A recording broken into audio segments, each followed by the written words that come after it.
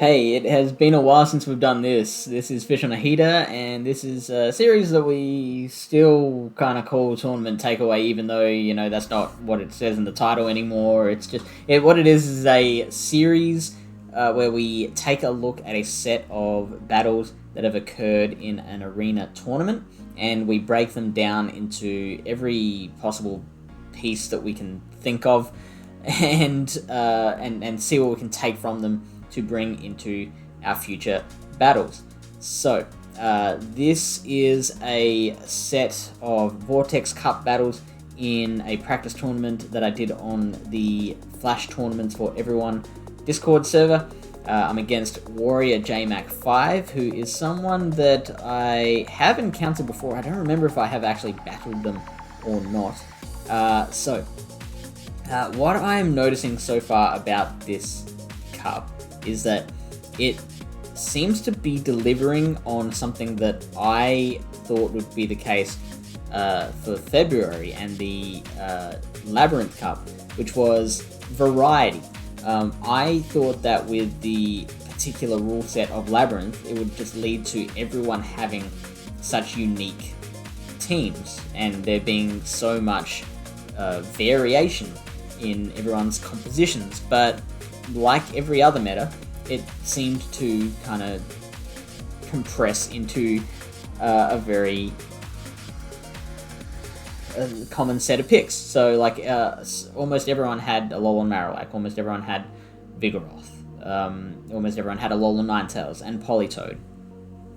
So far, I've done 2 practice tournaments on this server, and really everyone has had very unique team makeup. So I think maybe this month we'll be getting what we were promised in the last tournament, the last cup, which was just a variety and a good kind of wide open meta. You can see here, myself and Warrior, we have got only one Pokemon the same, and we weren't alone. Like, everyone in this tournament had different teams. Maybe it's because it's early days, and by the time the tournament finishes, everyone will be having the same meta again. Everyone will be sharing the same meta again.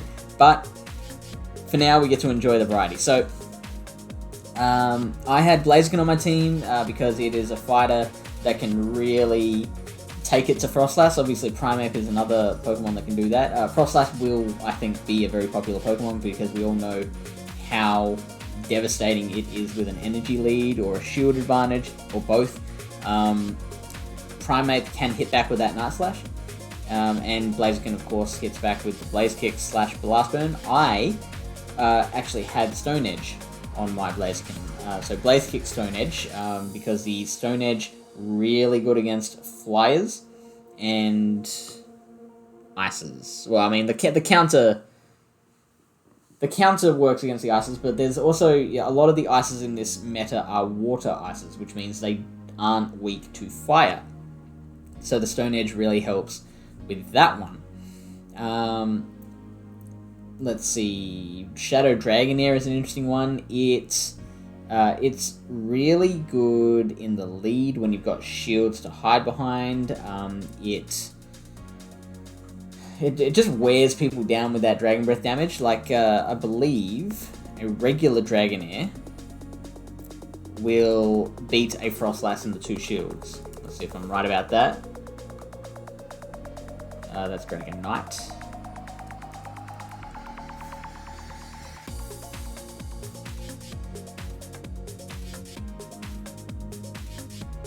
It wins the 1 shield, and just wins the 2 shield here. So it's very close. But it wins the 1 and 2 shield. The Shadow version doesn't. So I may swap to the regular Dragonair for future tournaments, just for that reason. But we'll see how we go. There are some wins that you also drop as a regular Dragonair versus a Shadow. There is a great article released every month. It's one of the kind of longest running Silph Arena content pieces, regular content pieces that you'll find, which is the JRE Seawolf nifty or thrifty articles. You can find them on the Silph Arena website or on Reddit, which goes through like basically every meta pick you can think of, and talks about how, okay, you can run it this way and you get these matchups, or you can run it this way, you lose these matchups, but then you gain these matchups. So I really recommend that article. Anyway, let's get into the battles. We'll talk a bit about, why I've brought certain Pokemon onto my team. I'm going to assume that you've heard how good Primeape is and how good Zweilous is in this cup and how good Mandibuzz is in this cup. I like Mandibuzz because it's a dark that can beat fighting Pokemon, which the Zweilous finds a bit harder to do. Alright, let's see how we go. I basically record these battles, and then I don't look at them again until I record these videos. So it's kind of like I'm looking at them for the first time as well. I can't remember what my thought processes were at the time of the battle, so I have to kind of look at it and kind of figure it out what I would have been thinking. So yeah, there's a little bit of that kind of me working it out at the same time as you. Leading Zweilous, I guess I only am scared of Castform. Looking at his team, I'm only scared of Castform in the lead, and I reckon, yeah. So I've got double fighter at the back as well. So obviously, I've led Zweilous thinking that will win in the 2-shield against everything on his team except the Castform, and if he's got the Castform in the lead, I can switch out to a fighter, and then I've got the other fighter there to try and lock back in against the Castform when I can. Let me just double check that. Let me see if I am right about Zweilous winning in the 2-shield against all these Pokemon. So we want to go custom. And so what did he have? He had Ninetales, Pelipper, Galvantula, Mandibuzz, and Diggersby. Ninetales, Pelipper, Galvantula, Mandibuzz, and Diggersby. This is the 2-shield situation.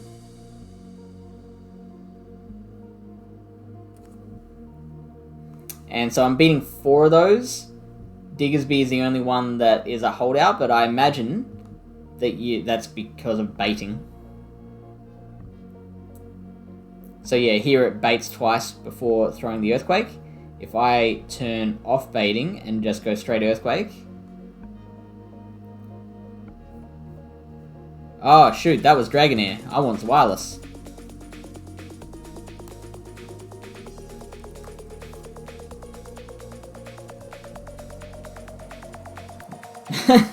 It's the same deal. I'm beating everyone but Diggersby.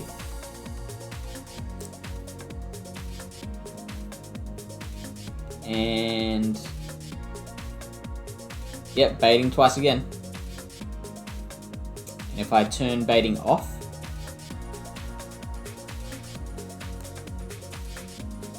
Zweilous wins that one.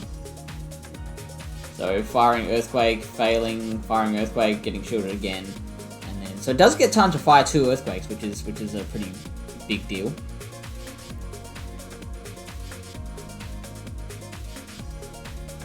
What if it just baits once?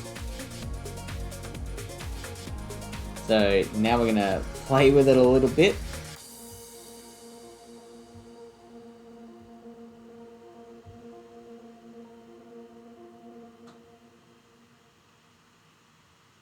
I guess we'll go for the Dark Pulse here.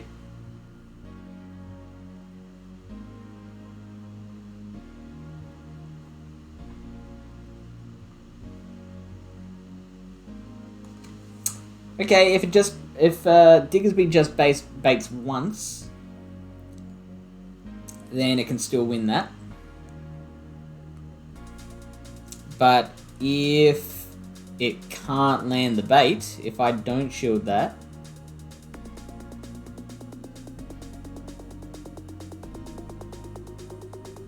then suddenly I win that one with a nice amount of health left. So has to land at least, has to bait at least one shield in the lead situation. Other than that, that's the only situation where this wireless is not going to win in the lead, apart from, of course, Snowy Castball. And then, like I said, I've got the fighters there in the back, the double fighter, to kind of counter the Castball situation. So here's the Ninetales, where we're going to assume that it's running Fire Spin, Weather Ball, and Psyshock. Now that it's got Weather Ball, not much reason to run Solar Beam these days, and I resist Weather Ball and double resist Psyshock, so there's really not much that I have to worry about here. The problem is, I should be switching out, because I have to be worried about Warrior's Pelipper. If I let this thing get to, like, obviously I'm gonna win this matchup, but if I let this wireless get low enough, which is what I'm doing here, suddenly I've got just 2 fighters left, and if that Pelipper is in the back, then I'm in a lot of trouble. 2 fighters, even with shields, is not really going to do too much against the Pelipper. It's so spammy and so hard hitting. And see, I just let that wireless go down. That's not the best way to approach this battle. Even then, I should have brought out Blaziken, because why wouldn't I bring out the Pokemon that can resist the ice moves? Maybe my thought process was, in case he's got a Pelipper in the back, I want to be able to hit it with the Stone Edge, but he's also got 2 shields left. So there is not much chance at all of me being able to land a Stone Edge on that thing.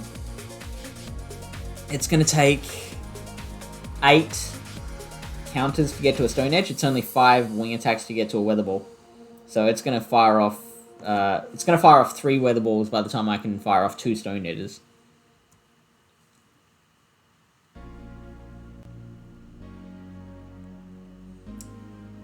I shielded here. Again, probably no need to shield. I would rather concentrate all my defenses on the 1 counter user rather than spreading them over 2 counter users. Because yes, I now, like, there is a bit of difference in coverage of the 2. So say if Diggersby comes out, I'm probably going to be happier to have Primeape still going and still fighting. If I've got, or if they've got Mandibuzz in the back, it doesn't matter. If they've got Garvantula in the back, then I'd rather have the 2 shields on the Blaziken.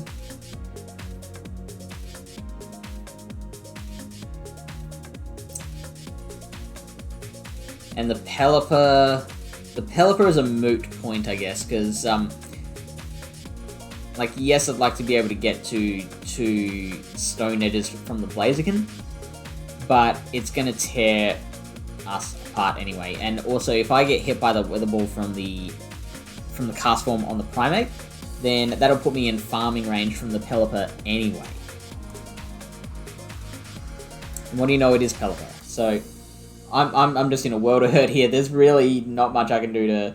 The only thing I can do is if Warrior gets cocky and tries to no shield flex me, or 2 shield flex me, and I hit him with the Stone Edge. And I'm going to speed this up here because... Speed up, please. There we go. This battle's over at this point.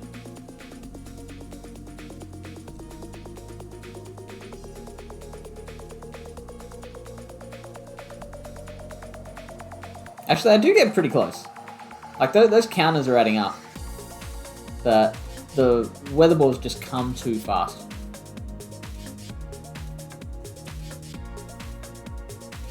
Right, so that was battle number 1. Let's see what I do to adjust in battle number 2. Really? I should have gone the same strategy! Like, I had a strategy that worked, and I changed it up. It was a working strategy, even though I found a way to screw it up. It was a working strategy. So I should have just stuck with this wireless lead, and then gone the couple counter users. Because, you know, if I'd done that, then I would have found a favorable lead. I mean, okay. No, I would have found I was about to check that up, but no, we've already established, like, this is a favorable lead for Zwirlus. The only thing I'm worried about as a Zwirlus lead is the cast form. So if I'd stuck with that, then I would have won that. So I switched straight out to the Zwirlus, and now here comes the cast form. So obviously I'm here hoping to, like, I'm going to let this Zwirlus go, and I'm looking for the Blaziken to come back out.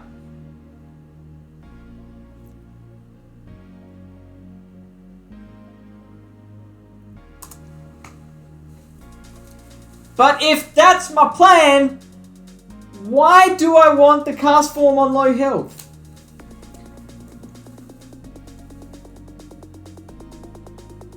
Okay, don't be too hard on yourself, because, okay, it's really hard to not do damage to your opponent when you feel like you can. So I fired the Dark Pulse here, thinking I'm only going to get one charge move off, and Dark Pulse will do more damage. That's true. But what it's done now is get this cast form in the red. It's only going to take 2 or 3 counters. 3, like, is best case scenario. Especially since I'm going to be doing more damage with the Dragon Breath still. So I'm probably going to get 2 counters in when the Blaziken comes back in. That is not enough to flip the script on the Pelipper. I needed to just not throw a charge move.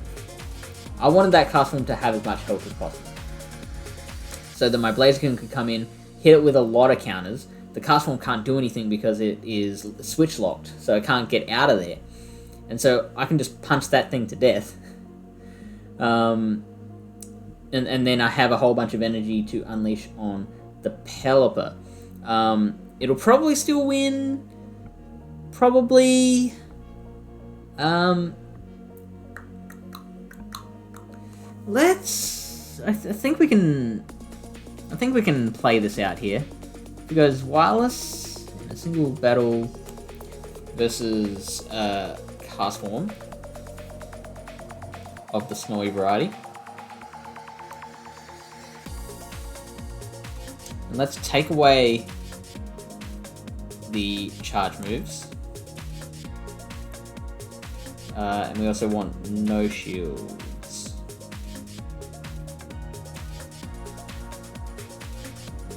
So, like, that's pretty impressive. Like, with this Wireless not throwing a charge move, it still takes out over half of the cast form's HP, which is ridiculous. And now let's continue battling with a Blaziken on pretty much full health. I do get hit by a Weather Ball, which is doing 36 damage, which hurts. But now I've got 42 energy. How does that make a difference to the Pelipper?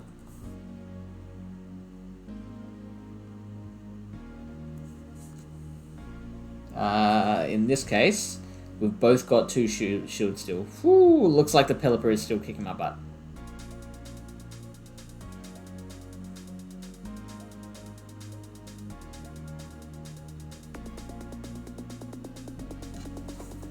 And then, what have I got in the back? I've got the Dragonair. So that could still be fine. The Dragonair has some good, like, the Dragonair, like the snowy cast form's out of the way now, so the Dragonair doesn't have to worry about the cast form.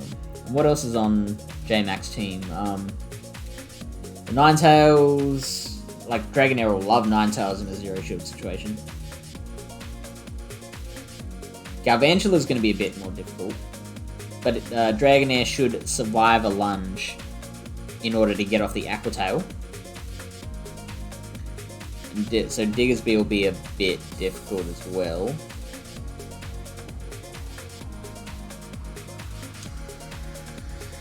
I'm not gonna spend time going into the sims for every situation in which Dragonair it'll have a bunch of energy because it's taken out the Pelipper, but I'm gonna guess that that's going to be enough to deal with anything else that could be in the back. So I think that would have been a better situation if I had not thrown a charge move from the Zweilous onto the cast form, which is it's a very hard thing to do, is just not do the damage when you know you can. But it would have been better for me in the long run.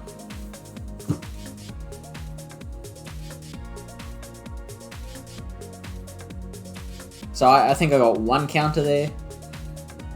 And there's a second. Now Pelipper's going to come back out. And okay, so I'm shielding here. That actually tips him off that I've got the Stone Edge.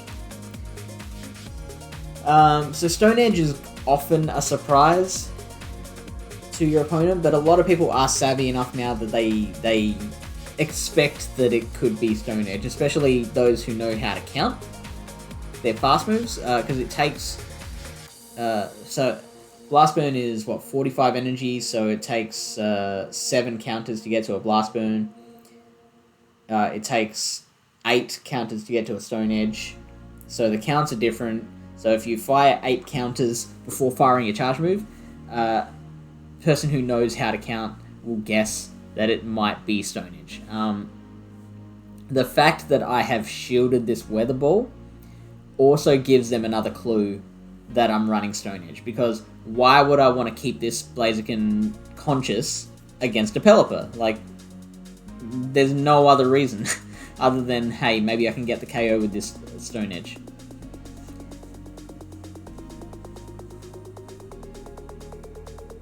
And sure enough, now,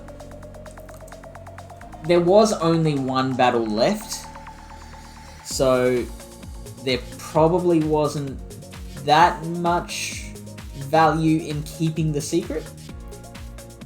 But, if I had my time again, looking back at it in hindsight, I think I might have just kept that to myself, that I had the Stone Edge, kept the mystery alive. So, I would have done that by letting the Blaziken go, not letting it get hit by not shielding it.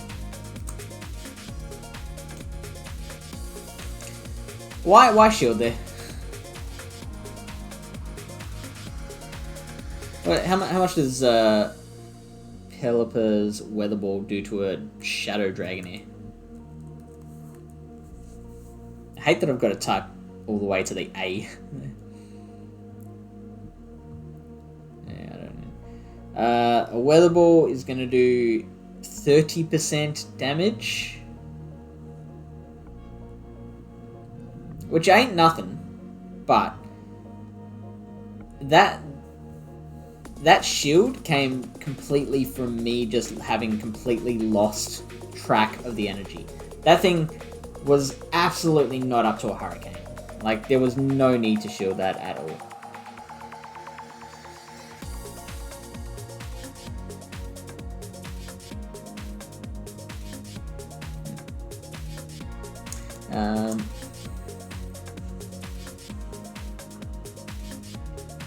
And now Mandibuzz is in the back. Okay. I forgot to TM this thing, so I'm running Wrap and Dragon Pulse. I totally did not realize that to begin with. So I throw the Dragon Pulse, it gets the second shield. I mean, if I hadn't shielded, probably not much different.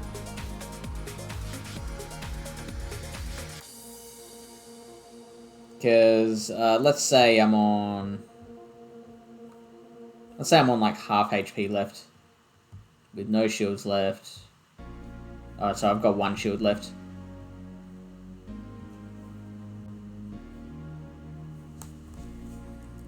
Mandibuzz.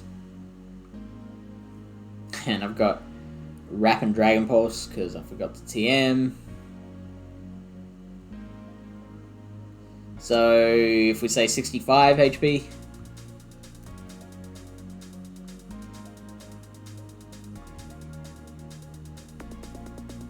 Yeah, Mandibuzz is still winning that.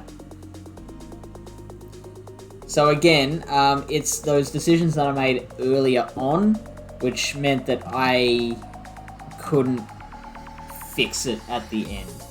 I'm gonna be straight up forthright with people. Because this was a practice tournament, I opted to TM my Dragonair between rounds. I obviously would not have done that in a ranked tournament because that is against the rules, but if you are watching the next video that comes out and you go, hey, didn't he have Wrap Dragon Pulse? What gives? That's what happened. So again, don't do that in a ranked tournament.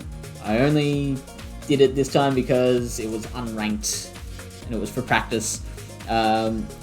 Let's go to battle number 3. So I've already lost 2-0. But we do have a third battle here, and I've gone with that same lineup, the Blaziken, Dragonair, and Zweilous, so the double dragon. And so it's the same concept as the double fighter in the back. I think the double fighter was the better strategy because the double dragon, obviously I'm trying to lure out the Snowy Cast Form and then take it out with the Blaziken. But the trouble with that is that Cast Form can hit back and take out a lot of HP, and Blaziken, with that energy lead that it might gain against the Snowy Cast Form, isn't really gonna do the world of good against its counter, which is the Pelipper. On the other hand, you've got Zweilous with 2 fighters.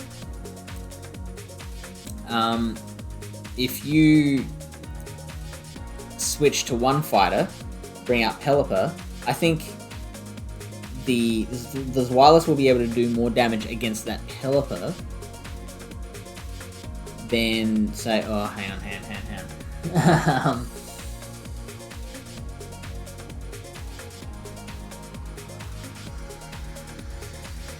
I think the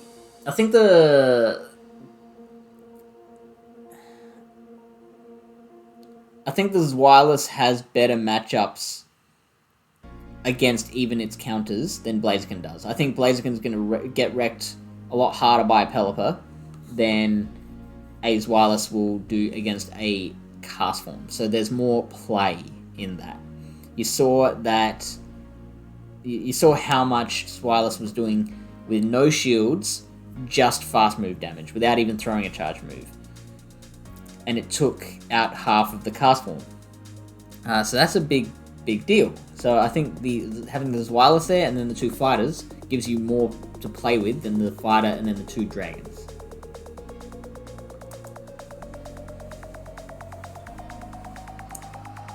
Interesting that I switch out to the Dragonair. I obviously went with Dragonair instead of Zweilous, just in case it was throwing lunge. That's something I've done before, is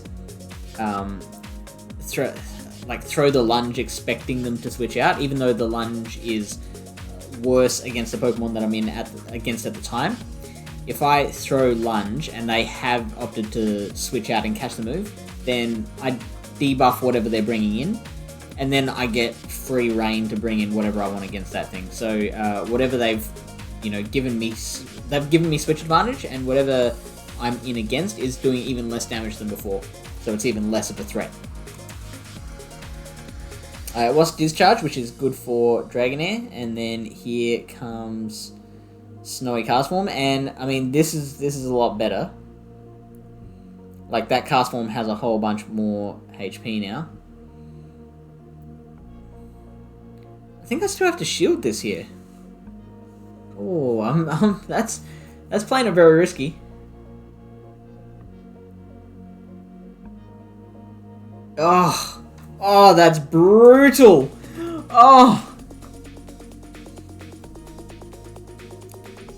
wow. So I didn't get to use that energy at all. I would have gotten a shield, but for argument's sake, if that had gone through, how much would that have done? So we are looking at Blaziken versus Pelipper.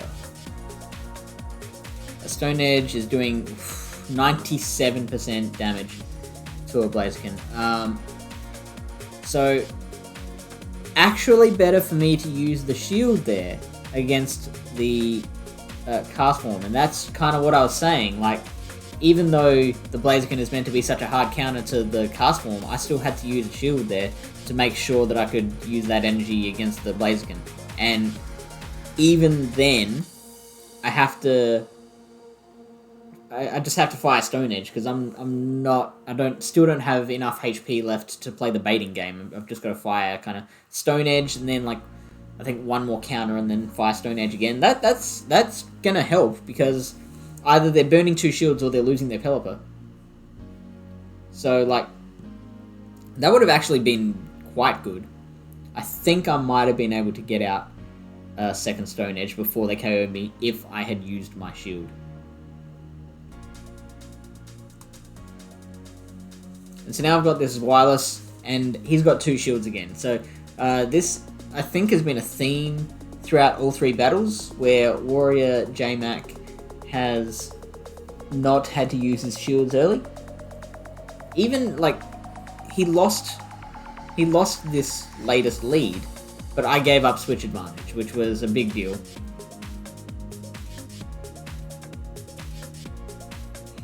Just because I switched out because I didn't want to use the shield.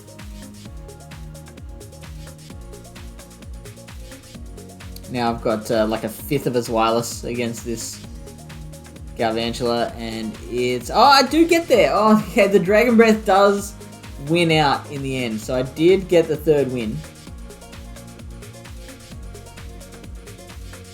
And that's because I managed to keep my shield as well, so he couldn't fire his. But it was also very risky because like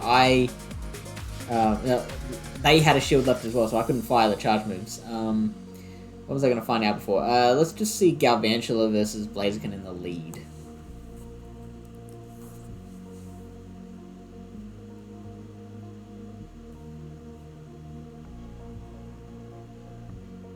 Look at that, Galvantula does win the lead, and that's with 2 lunges, so it looks like it's going straight lunge. If it knows that we're going to be shielding both, I guess that is the better option. Each counter doing 6 damage here. Oh, right, it's going back-to-back lunges, interestingly. And then suddenly... This is going down to 4 because it's been double debuffed. And then 2 more Volt Switches. Each Volt Switch is doing 14 damage. What even? So, by the time it fires the back-to-back lunges here... Look, I actually probably would rather not fire back-to-back. But then again, how much energy has this got? Ah, okay. Because Blaziken beats CMP wins CMP against Galvantula. So actually you might need to fire the double lunge without letting that extra counter through. Otherwise... Oh, but then even if you're up to even if you get the other counter in, that Volt Switch damage should go through. And it should... take you out. So let's see what happens if we go... We've got 1, 2, 3, 4, 5, 6, 7 before firing back to back, so you've got some residual energy there as well. Interesting. So what happens if you fire just straight away? And we will shield.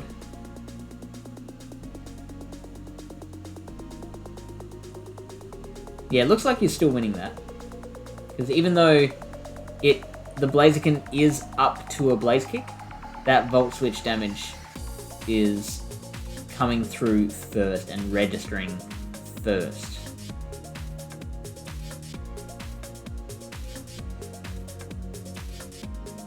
So Galvantula wins that lead against Blaziken. Who would have known? So that is it for today. I hope you found this helpful. Definitely helpful for me. In fact, some might even argue that these are more for my own benefit than anyone else's. But if I can help anyone else to learn about the intricacies of this meta while I'm learning myself, then that is just fine by me. Here are the socials if you want to follow. Remember to come back and keep watching future videos, and I will see you in the next one.